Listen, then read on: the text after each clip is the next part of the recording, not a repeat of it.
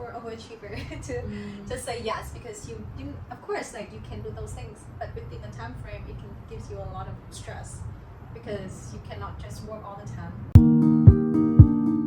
Hello everyone, welcome back to Belonging Abroad, where we talk about how to create our own lives on a foreign land. And we're your host, Jill And Winnie. Yay! Hey, so today we're going to talk about burnout. And I think this episode came at the right time for me because as I was writing the script for this episode, I diagnosed myself with burnout. I'm experiencing burnout right now.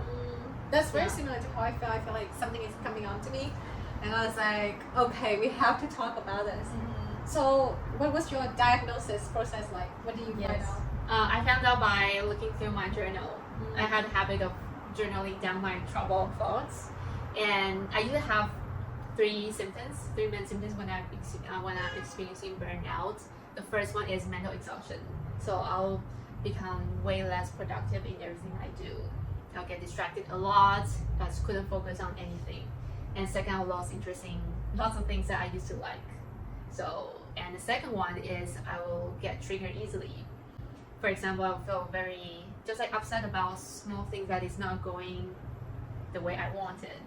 And I'm feeling lots of negative emotions towards lots of people, and I feel everyone wants so many things from me. And the last one is like immune system. So I get sick easily all the time. And I think that's my body's trying to tell me that, okay, something's wrong, I need to look at it. I need to check it with myself. Have this been going on for long? Oh no, luckily it's just a couple of weeks. Okay. Yeah, and so I would suggest anyone who are experiencing burnout symptoms or like depressed emotions for longer than 2 weeks, try to seek professional help.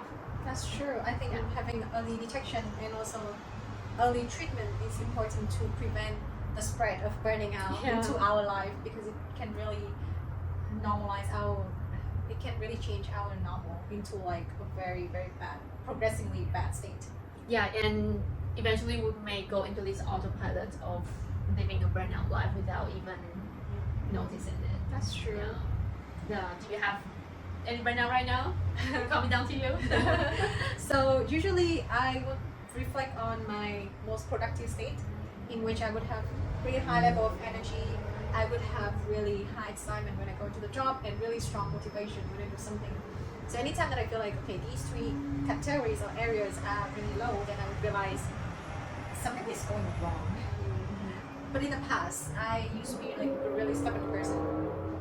So whenever I set out to do something, I would just power through it, no matter how I felt, no matter how tired I was, no matter how uninterested I was in that particular field. I would just have to do it, because I think it's just coming from the feeling of not wanting to feel disappointed in myself. And that usually just drove me into feeling like a machine when I just get stuff done without finding any meaning in my work or in my job or whatever that I was doing at the time.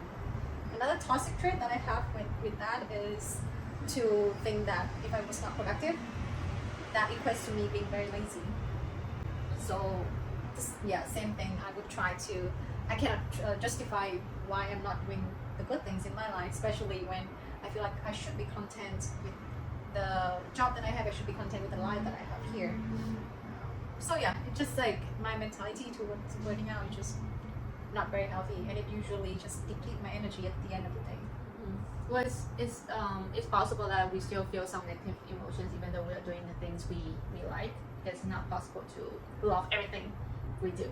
I didn't know that. Yeah, but also I think there must be ways for us to observe and just be mindful of how our body and our minds is doing. And being observant, I think, is the very first step for me to get my energy level back to normal. Because usually I recently figured out that my energy level fluctuates a lot, and it can be due to many external factors as well. For example, my period, the food that I have, the weather, the activities that I'm engaging in, and also just like even the work that I'm doing. All of that can really energize me or deplete me completely. So being more aware of what's happening with my energy due to those factors can help me to be more gentle and forgiving to myself when I'm not feeling like doing anything. And I think that's important for me to take the next step, which is like self-care. So instead of giving out my energy through like participation in work, in other people's life, I try to stay with myself trying to spend more time to nourish myself mentally and physically so that I can feel better. Yeah, I think that's very important that we have to be more observant. Yeah, and you talk about like the me time.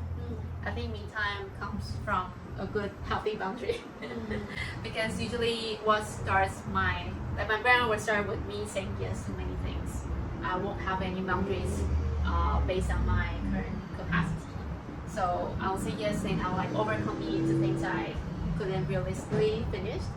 And so for me, like setting boundaries and learn to say no to things are very important for me to avoid burnout. Yeah, I think that's common for overachiever to say yes, because you of course like you can do those things, but within the time frame it gives you a lot of stress because you cannot just work all the time. So yeah, I believe that it's important that we should know what our capacity is so that we can say, okay, I'm not gonna do this. And it talks. I think one of the things that we can reflect as well in our, not in just our work routine, but also in our life routine, is that sometimes we just do a lot of things that's like mundane, that doesn't give us a lot of excitement or changes because it's like routines. So looking back at what can we change to excite us again, I think is another way to get us back on the track. So for me, the other day I was watching a comedy show after I had a very long day at work, which I haven't done for so long, and it gave me like pure joy because it's like entertaining to my brain that was so worn out. Or yeah, another thing that I did recently is like to think about my bucket list again. So what excites me, what's gonna give me the sense of I have something to look forward to. It doesn't have to come from my job, which is really hard to find, but it can come from the personal life that I have. So do you have anything on your bucket list? Yeah, I do. I think just thinking about bucket list excites me so much. I think I want to do snowboarding. Oh, yeah. Tell us more. It's basically snowboarding but on the desert or anywhere has sand. That is so cool. Yeah. Maybe it's like I should take that up because I don't like the cold weather, but I would totally do it in the warm weather. Yes. Yeah, so take me with you when you do that. Okay, I will. Yeah. So, but I know it's not possible for us to just like whenever I feel burnt out, let's go do something on bucket list. Yeah. But some small things, for example, catching up, friends you haven't seen for a while can be really refreshing. I have that same feeling because like whenever I talk to an old friends that haven't met me for sometimes, the way that they see my life is very different from how I see it usually, and it gives me like a kind of new perspectives. And also I think it's less mental texting to talk to a friend than like actually planning a trip somewhere else for your mental rest. So I think it's a good start. But coming back to the perspective things, I believe that usually when we do stuff in our life, like daily tasks, they are pretty banal, like it's just like repetitive things that we have to do. So it's easy for us to lose sight of what's in the future or like what our goals are. So for me, I have this vision board in which I put all the images of how I envision my life at the end of this year. So sometimes when I feel really tired and rocky, I just look at it and I realize that, okay, these are the baby steps, like the setting stone so that I can get to where I want to be in the future. And that helps a lot with the motivation. Yeah, like vision board is like a thing for you to realign yourself, your life goals. So you will really see your bigger purpose. So of like why you're doing this mundane stuff at the moment. Yeah, I think usually some like career coach or your like mentor in the field that can also direct you to the right track. And for me, I would love to talk to them to get some constructive feedback so I can get out of this burnout. I do like to have like that kind of back and forth communication when I feel stuck, especially like I thrive on social interaction. So whenever I feel something that's bottled up within me, I really need some kind of medium to unload those weight. And I feel like once I have those out of me, I can move to the next step, which is like more solution oriented, like what you said. It's like talking to a mentor who can actually give us more concrete steps or action to take in order to progress. Yeah. Exactly, because I think burnout, it could be, for me, it could easily become a normality. So I'll keep identify myself as someone who is burning out. So having like a mentor, a vision board, looking at my bucket list can help me to get out of this loop. Yeah. Yeah, I think it's like a great chain. What is it? Breaker of the chain. Breaker of the chain. Yeah. So we hope that if you are stuck in this kind of staggering state, there's something helpful in this video is gonna motivate you to make some small changes that probably can excite you again or give you some kind of joy. We hope that this video has been helpful. If you have any feedback or any comments about this topic, please leave us down below in the comments. But again, we'll see you in the next one, and hopefully not burning out all of us.